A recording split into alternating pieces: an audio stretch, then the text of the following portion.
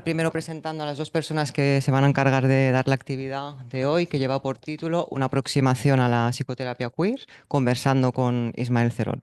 Bueno, él es Ismael Cerón, psicólogo, psicoterapeuta y autor del libro, que está aquí, Psicoterapia queer, una introducción, que si no lo habéis leído os lo recomiendo encarecidamente. Es un libro muy interesante, que bueno, hoy nos van a dar algunas pinceladas de algunas cuestiones que trabajas y abordas a lo largo del libro.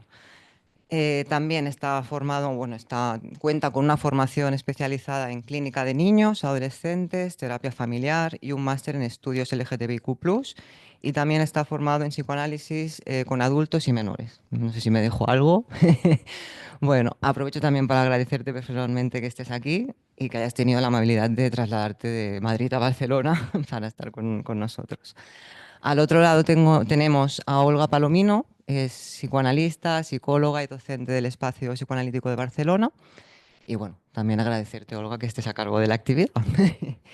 Bueno, antes de arrancar, comentaros un poco cómo nos vamos a organizar. La actividad durará aproximadamente unos 50 minutos y luego abriremos un turno de preguntas, ¿vale? Para los que estáis aquí presenciales, si queréis preguntar algo, levantad la mano que yo os acercaré el micro, no tenéis que hacer nada, simplemente preguntar y ya está. Y esto nos va a permitir que los que están en remoto nos puedan escuchar. Y los que estáis asistiendo por Zoom, también si queréis preguntar, en este caso tendréis que ir al menú inferior del Zoom, donde pone reacciones, hacer clic en levantar la mano y Silvina, que está en organización, os dará paso y ahí ya podéis preguntar. Bueno, creo que no me dejo nada. Pues sí, empezamos con la actividad. A ti. También a Laura, vamos a agradecer también a ella porque ha sido la que ha propiciado que hoy esté Ismael Cerón aquí con nosotros, todo el trabajo y las gestiones que has hecho. Y buenas tardes. ¿Qué tal? Bien, muy bien. Buenas tardes a todos también. Gracias por venir a asistir a esta actividad.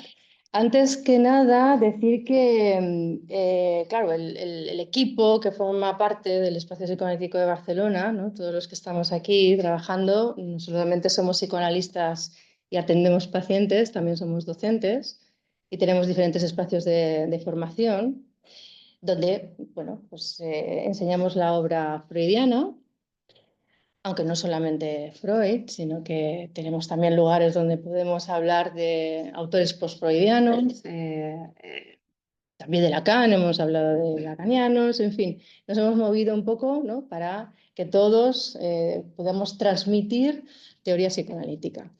Pero tenemos un seminario que se abrió, a lo mejor, pues ya diría que más de 10 años, hacia el 2012-2013, que es Aperturas del Psicoanálisis, y ahí hemos introducido, por un tema de inquietudes nuestras, ¿no?, y que creo que luego va a ligarse con esto con algunas de las cuestiones que aparecen en tu libro, donde leemos a otros autores, a lo mejor pues, psicoanalistas no tan ortodoxos, o no psicoanalistas, pero que están dialogando con la teoría psicoanalítica, que nos parece que nos enriquece, nos abre también nuestra mente, nuestra manera de abordar el psicoanálisis y también la práctica clínica, y eso viene desde filósofos a una tradición orientalista, en fin, estamos leyendo ahora a Spinoza a través de Deleuze. Hemos leído a Hannah Arendt, a Marcuse, a Adorno, a Byung-Chul Han, a Bauman, es decir, a una serie de autores, de autoras que a nosotros nos abren bastante. Y hace cosa de 3 4 años introdujimos toda una serie de lecturas que vienen de la mano de lo que se llamaría teorías de género, ¿no? Y aquí pues hemos leído también a bastantes autoras, hemos tenido pues libros de Despentes, de Butler, de Wittig, hemos leído a Miquel Misé, que nos ha parecido una persona extraordinaria, que ya luego también podemos hablar de ello. A Simone de Beauvoir, nos hemos ido ¿no?, siglo XX, o incluso ahora que estamos redescubriendo o descubriendo, por nosotros estamos descubriendo a Karen Horney y con una revisión del complejo de Edipo desde una manera hipermoderna, muy transgresora para lo que serían, ¿no?, los postulados psicoanalíticos ortodoxos. Con lo cual, nosotros estamos muy abiertos y nos gusta y queremos nutrirnos de otras, ¿no? De otros autores que para nosotros es fundamental para no quedarnos en algo muy, muy ortodoxo desde la teoría psicoanalítica. Y aquí entra pues tu libro, ¿vale? Psicoterapia queer, una introducción, que a mí en la lectura me gustaría, antes de comenzar a hacerte algunas preguntas, ¿no? De lo que has escrito, me gustaría señalar, creo, tres, cuatro puntos que me parecen que son eh, fundamentales, ¿no? Para poder pensar una nueva manera de pensar la psicología, la psicoterapia, el psicoanálisis, es decir, todos los sí que tiene que ver con el pensar nuestra mente, nuestra psique y a los pacientes, ¿no? Por un lado, creo que es importantísimo lo que señalas al principio del libro, el poner el foco en que actualmente la psicología y los planes de estudio de psicología están siendo tienen no contemplan un sujeto que no sea heteronormativo, es decir, estamos hablando siempre de un sujeto hombre o mujer con una serie de etiquetas, ¿no? Que podríamos decir que sería occidental, blanco, con papeles dentro del sistema capitalista y con las dolencias y patologías que derivan y que de alguna manera, ¿no? Se tienen que redirigir hacia una cierta normalidad. Creo que es importante de entrada señalar esto, es decir, esto es lo que tenemos aquí en España.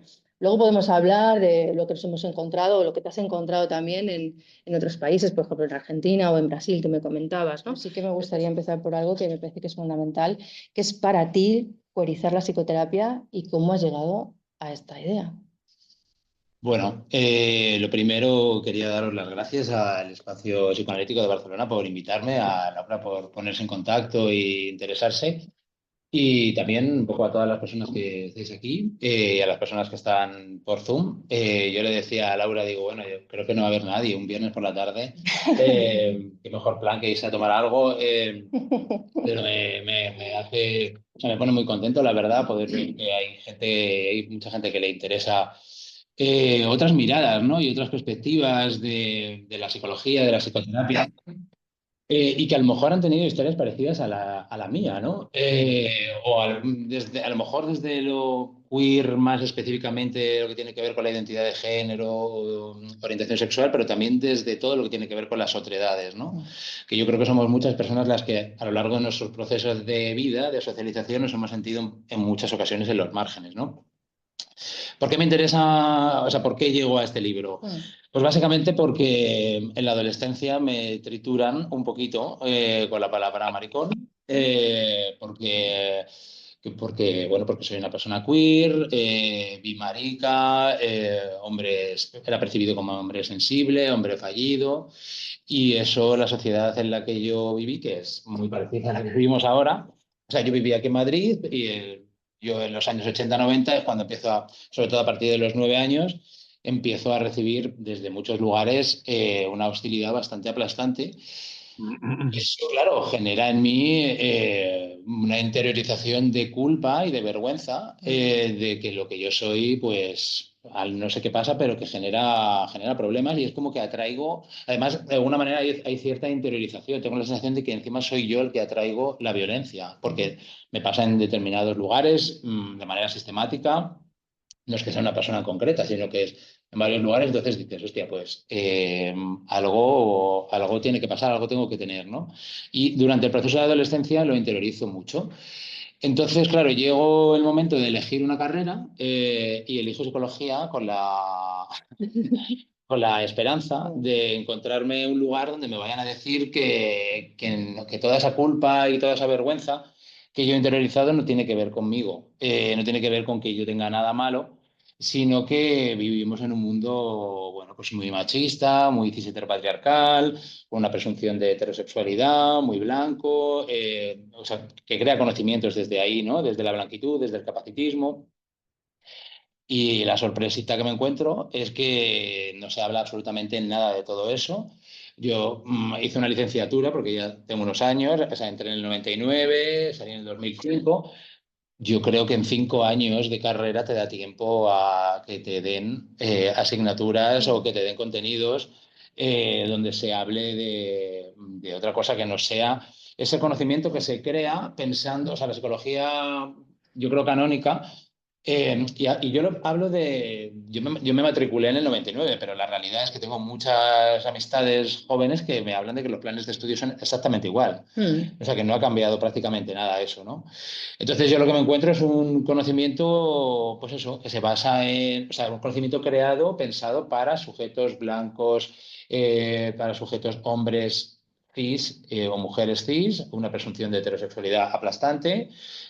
Por supuesto, con un nivel de capacitismo. O sea, hay estructuras como el capacitismo, como el clasismo, como el racismo, con cómo eso configura nuestra autoestima y nuestra subjetividad, que brilla por su ausencia. O sea, no se habla ni por asomo. Y creo que, hombre, me parece adecuado que en los lugares de psicología y de psicoterapia tendrían que dar cuenta y poder atender a estas dificultades que nos configuran, ¿no?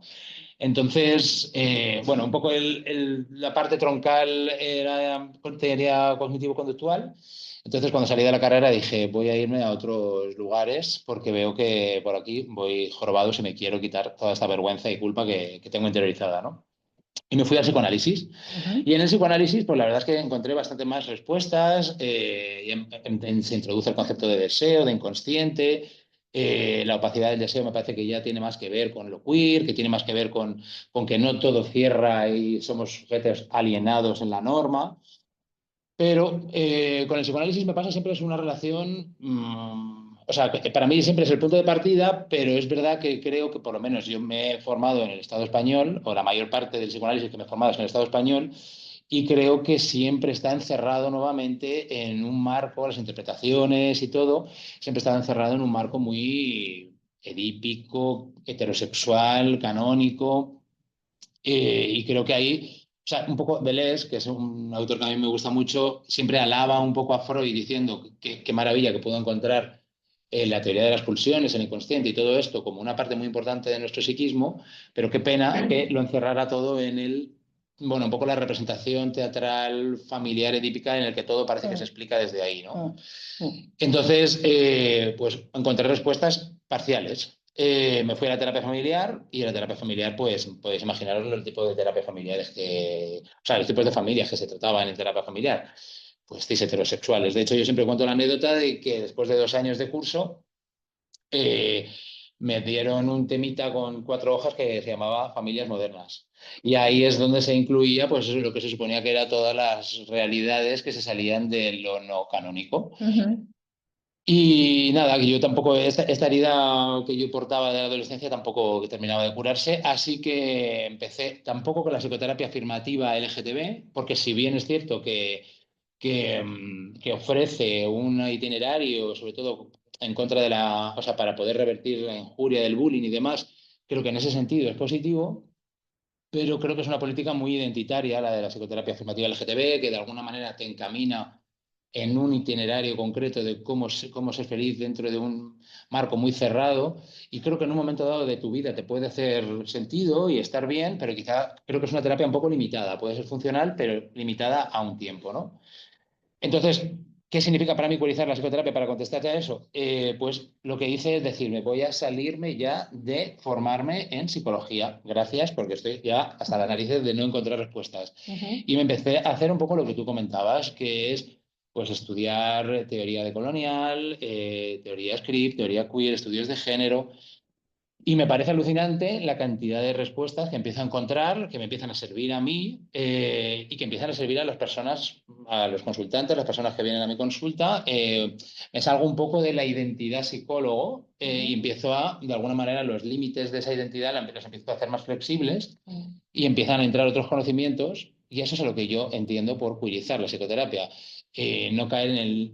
Bueno, entiendo, o sea, que son muchas cosas, ¿no? Pero por decirlo de una manera reducida o simplificada, creo que tiene que ver con salirnos un poco de la fragmentación del conocimiento, que parece que si eres psicólogo tienes que estudiar esto, si eres filósofo tienes que estudiar esto, o si eres educador o lo que sea, y poder hacer una hibridez de todas las ciencias humanas que nos sirvan para poder aliviar el dolor de las personas con las que trabajamos. Y creo que los feminismos, las teorías queer, tienen muchísimo que aportar. Entonces, no entiendo una psicoterapia que no beba de todas estas fuentes.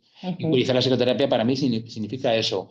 Y, por supuesto, por otro lado, que ahora si quieres lo desarrollamos un poco más, combatir siendo consciente de lo que tiene que ver con el régimen de la normalidad en el que estamos insertas, insertes, insertos, sin darnos cuenta. Un régimen de la normalidad que tiene que ver con, bueno, normativas cuerdistas y que nos vamos todas comportando de una manera u otra para parecer cuerdos. Normativas de todo tipo, o sea, cómo nos comportamos en la pareja, con las amistades, hay un canon para todo. Nadie nos da un manual de cómo nos tenemos que comportar, pero todas sabemos cómo tenemos que comportarnos para no salirnos de la norma, para no parecer patológico. A nadie le gusta eso. Pero eso no significa que no constriña y que no genere muchos sufrimientos porque no soy el hombre que debería ser, no soy un hombre de verdad, no soy el hetero que debería ser, no me comporto como tendría que comportarme. Todos estos regímenes de normalidad que nos constriñen, pues me parece que de lo queer se libera bastante.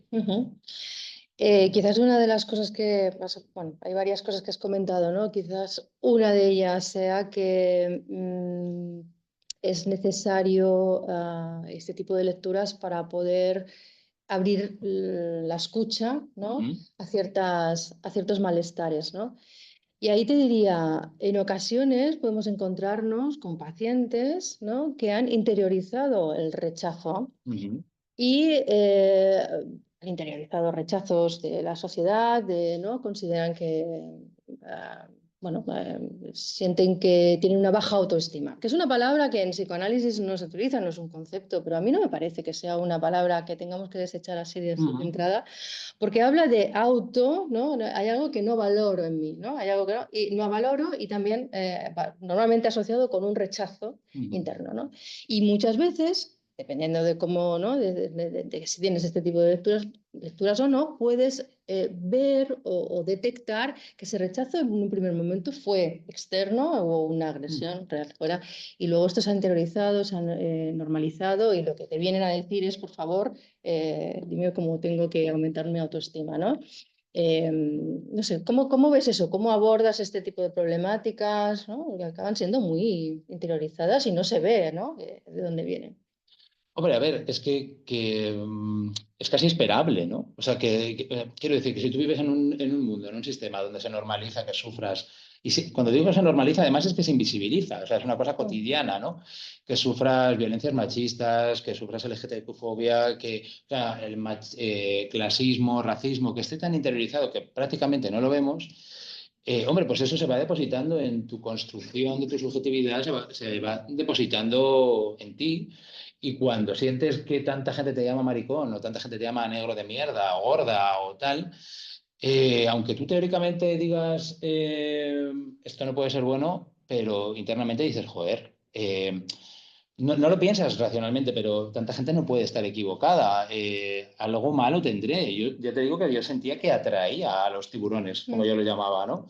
Entonces, es un proceso que casi es esperable que haya esta interiorización de la baja autoestima. Casi lo contrario sería estar un poco fuera de la sociedad y que todo eso no te permee, ¿no?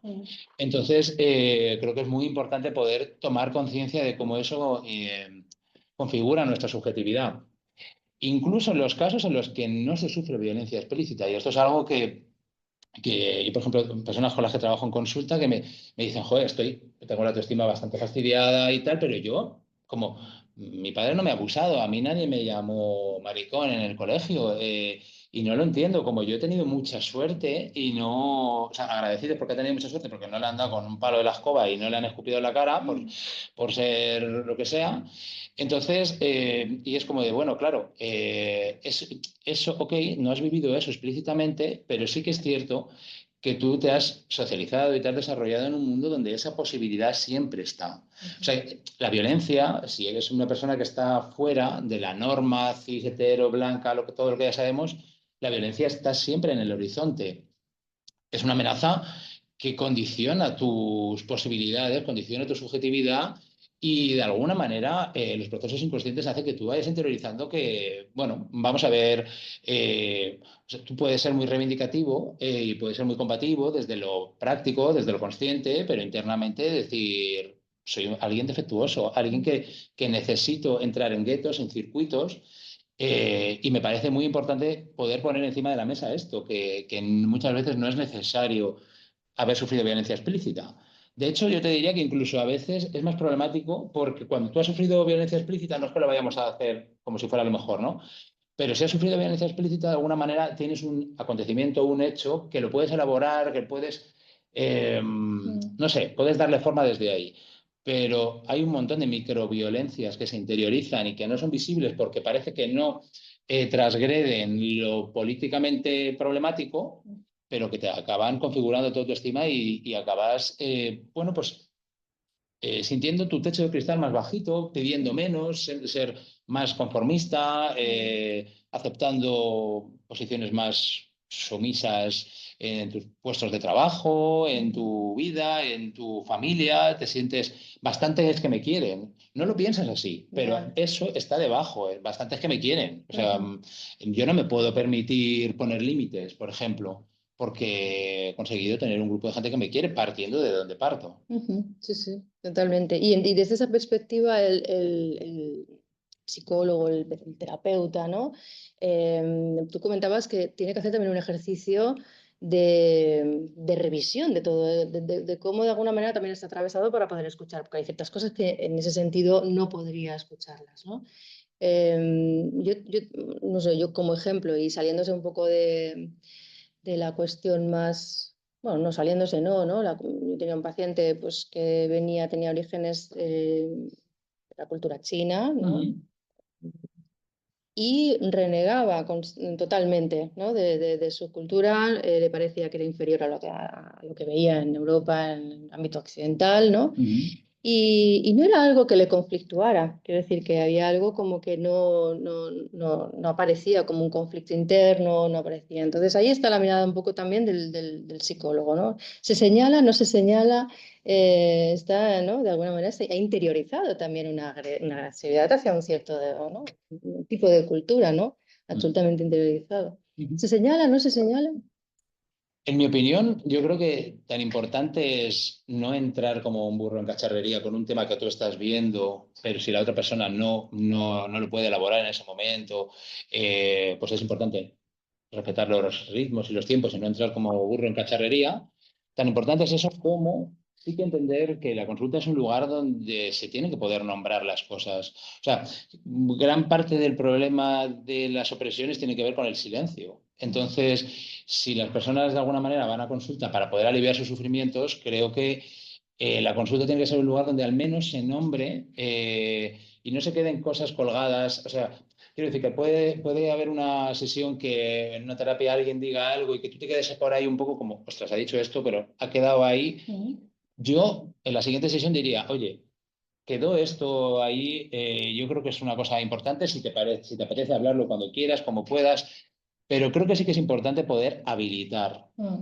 O sea, creo que la consulta tiene que ser un espacio habilitador para poder hablar de todas las cosas que están encima de la mesa. Otra cosa es que luego la persona esté preparada, no le apetezca, no hay que traspasar puertas si esa persona no quiere, Mm. pero sí que creo que si no hacemos eso, si no, por ejemplo, damos la posibilidad de que no lo sé, o sea, creo que si no nos acabamos convirtiendo en un dispositivo normalizador.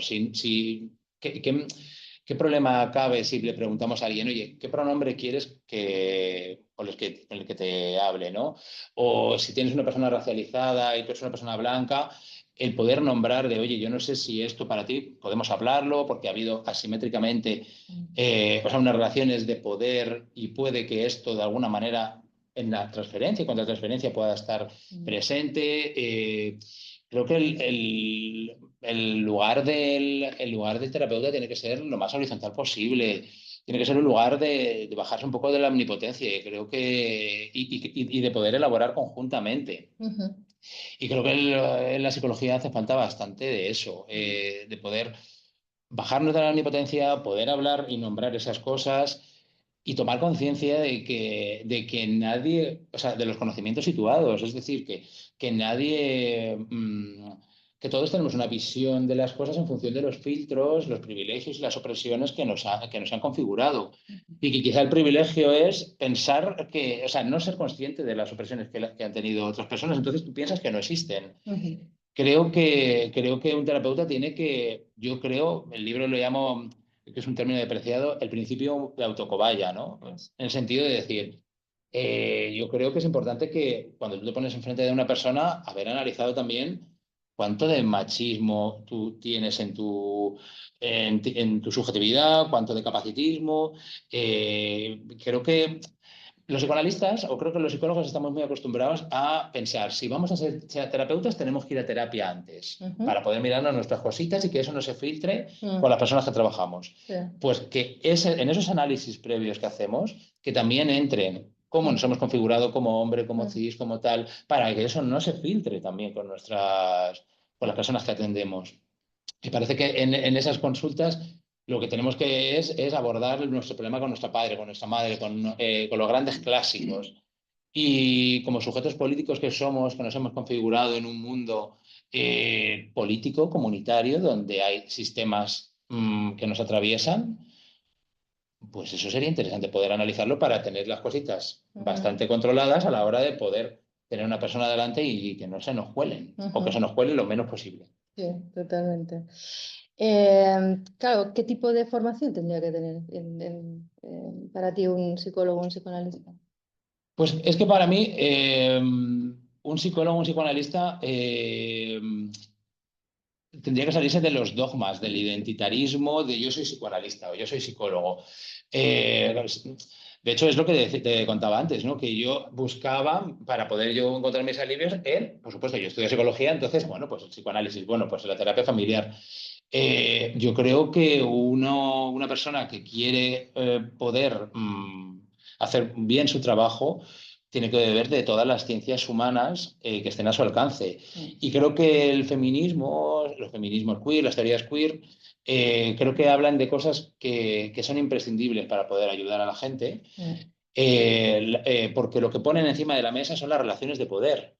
Y creo que muchas veces la psicología y el psicoanálisis lo que hace es pretender entrar en el psiquismo de la persona como si este psiquismo estuviera en una cápsula, estuviera al margen de un contexto donde están todos estos sistemas de opresión. Y creo que ese es un grave problema que arrastra, por ejemplo, el psicoanálisis y que en la medida que no pueda conectar con todo lo que tiene que ver con lo social, y eso, por ejemplo, el feminismo, las teorías queer, teorías de género, pues creo que su ayuda va a ser mucho más pobre y mucho más precaria.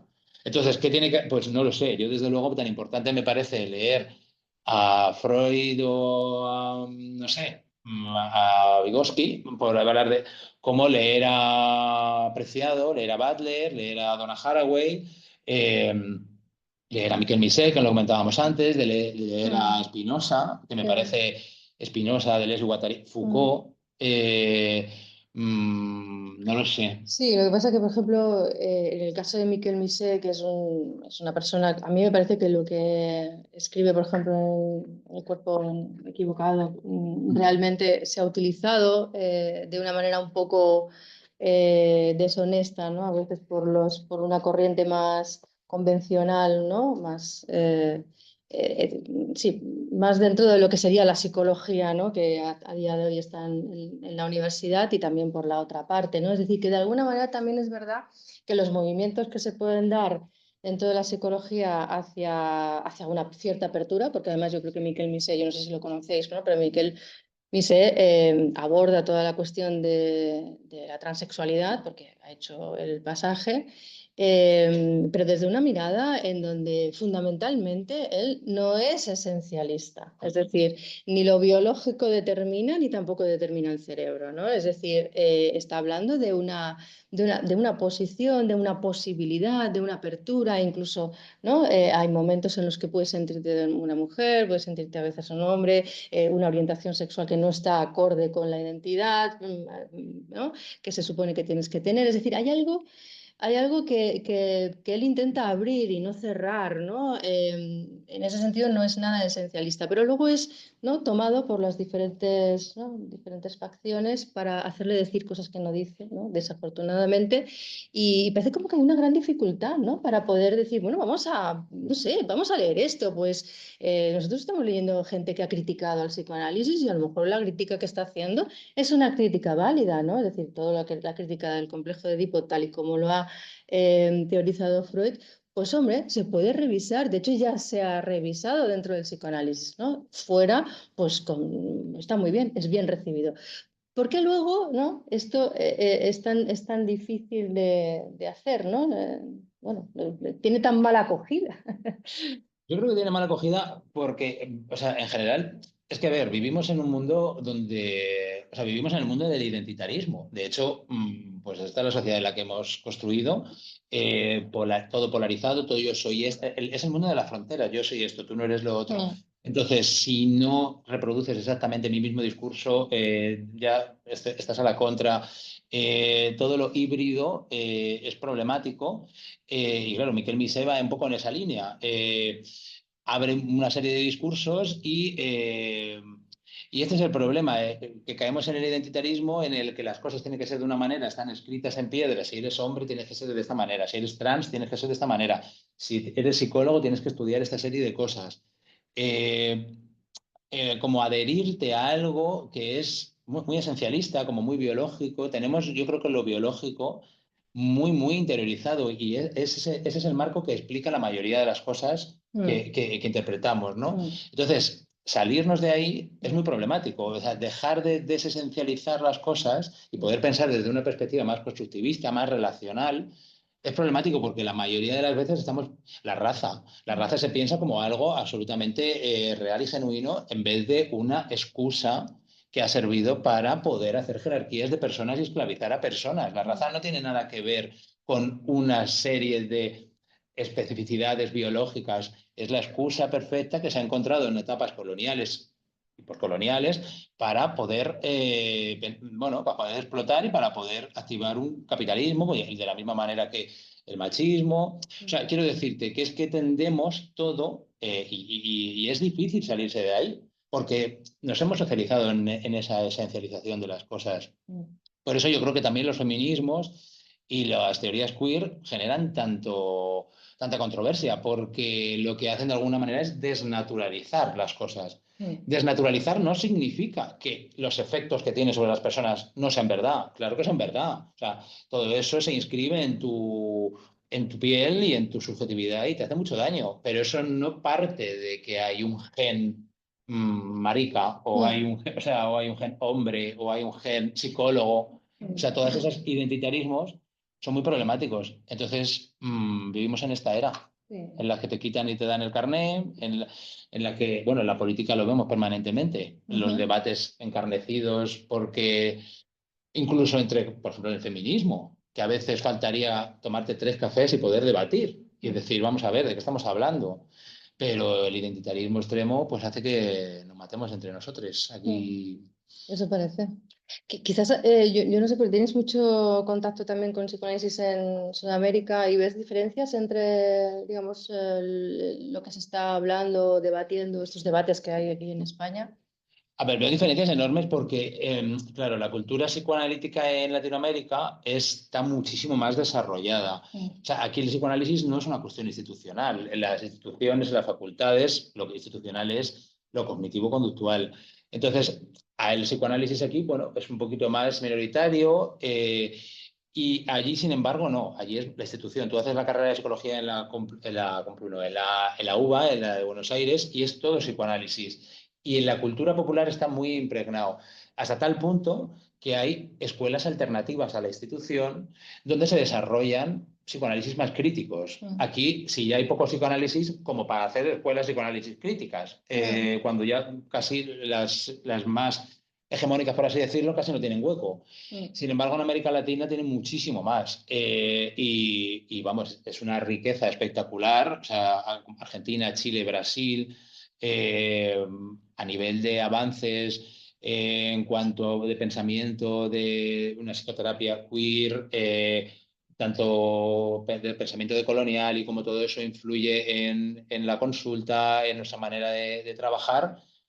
yo creo que estamos a años luz, Sí, sinceramente. sí, ¿no? Porque hay investigaciones, hay gente, grupos de trabajo, se está tomando este tema como un elemento para estudiar realmente, investigar.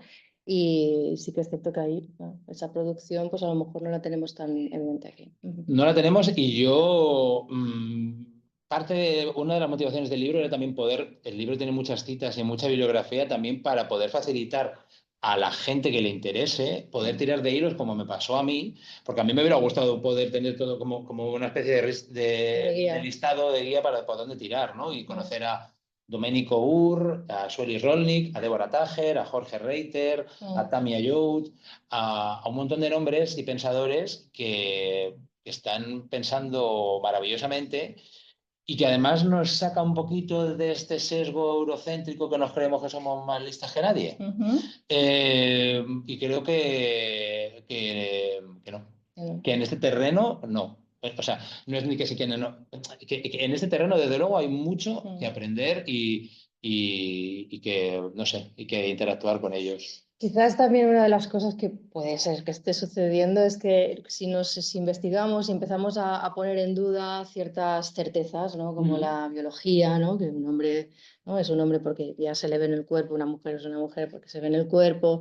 Y cuando ya empezamos a romper un poco las creencias y las certezas, entramos en un terreno desconocido, ¿no? Sería un terreno un poco peligroso, ¿no? No solamente puede suceder también solamente en lo que sería el mundo, sí, ¿eh? Es decir, que cada uno se aferra a lo que ya conoce y bueno, intenta no ir más allá porque es un terreno desconocido. Lo pensaba también, y te decía antes, con el tema de los pacientes, ¿no? Es decir, llevarlo un poquito también a la cosa clínica en el sentido de que si, imagínate, ¿no? Estamos ahí pues haciendo una psicoterapia pues, donde rompemos, ¿no? Con todo lo establecido, estas son creencias, estos son certezas que no se sostienen en nada, ya verás, ¿no? Esto lo puede generar también en algún momento, esto te estoy hablando en un supuesto, ¿no? Dejar un poco sin suelo a la gente, ¿no? Decir, la familia no, los amigos así no, bueno, ¿no? Lo sexual o la orientación sexual es que, bueno, es fluido, nunca sabremos, ¿no? Exactamente qué es lo que uno quiere. En fin, nos deja un poco también a todos, ¿no? Nos deja un poco sin suelo. A ver, es una pregunta muy interesante porque yo creo que esto tiene que ver con cómo nos pegamos con la incertidumbre en la vida. Sí. O sea, quiero decir, la vida, o sea, tenemos todas y todos unas ansias enormes de poder controlarlo todo, de tener todo como súper programado y protocolizado para calmar nuestras ansias porque la vida es más salvaje de lo que nos gustaría. Entonces, bueno, generamos sistemas de control para que las cosas sean un poco previsibles. Bueno, por una parte nos calma, pero es verdad que hay otra parte que cercena nuestras posibilidades existenciales porque si tú lo que es esto y no hay nada más, bueno, pues a lo mejor estás ahí cortando, cercenando otras posibilidades de ser y de expandirte y de poder vivir.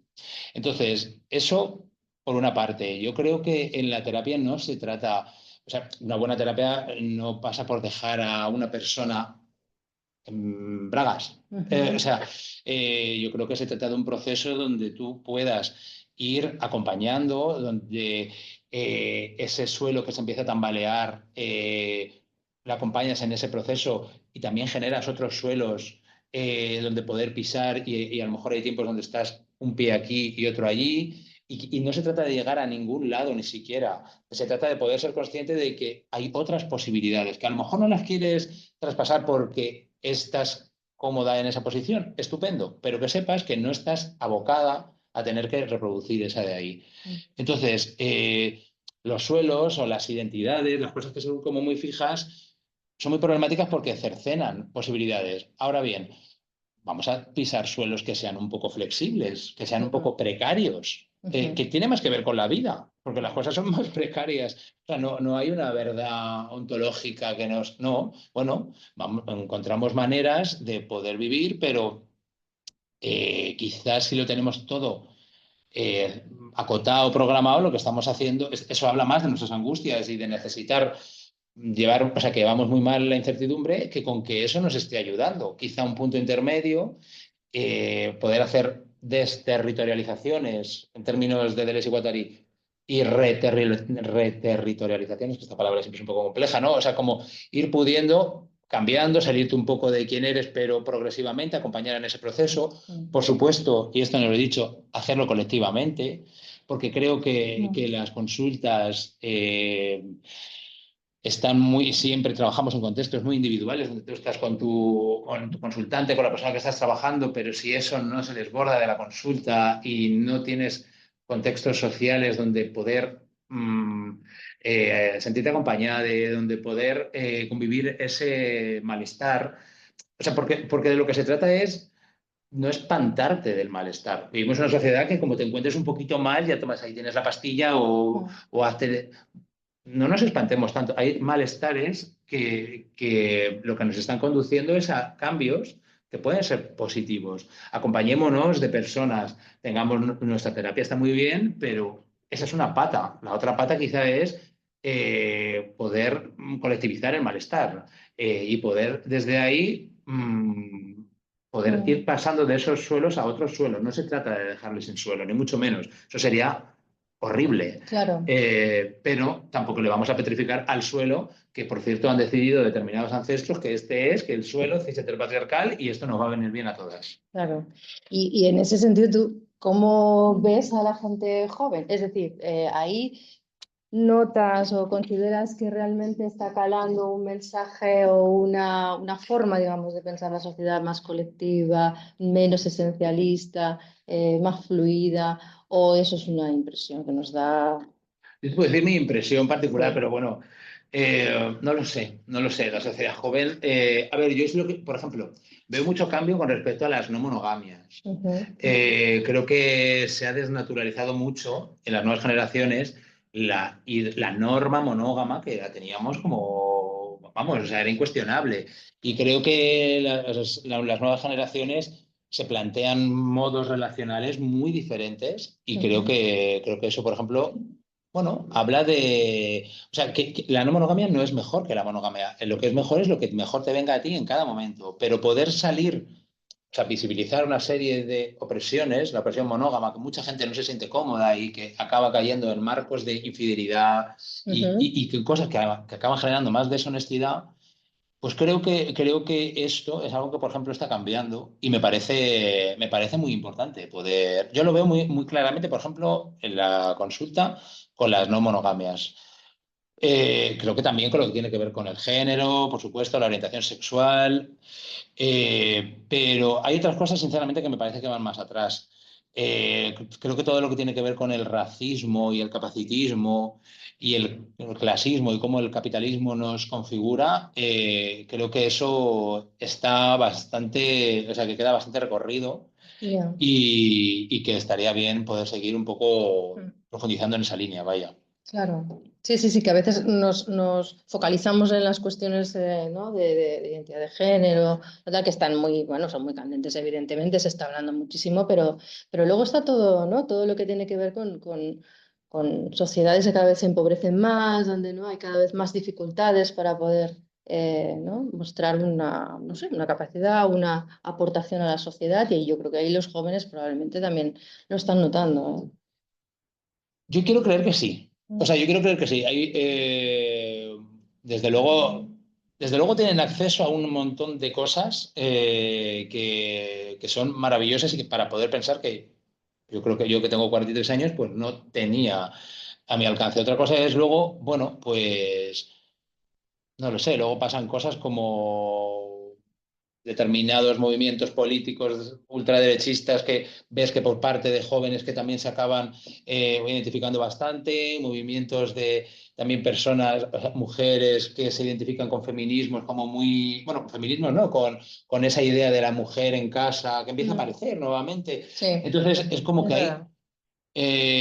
movimientos de todo tipo. En la juventud parece que en la parte de lo que tiene que ver con chicos, una parte, no todo, por supuesto, pero con cierta vuelta a esta hipermasculinidad. por supuesto, el feminismo en los últimos años ha hecho también grandes avances. Entonces, creo que no me atrevo a decir como algo como en lo no monógamo, por ejemplo, creo que me siento más seguro de poder decir aquí ha habido un avance y creo que se ha sacado del armario la no monogamia en lo que tiene que ver más bueno, con generaciones más jóvenes. Muy bien, bueno, no sé si te parece, llevamos ya 50 minutos.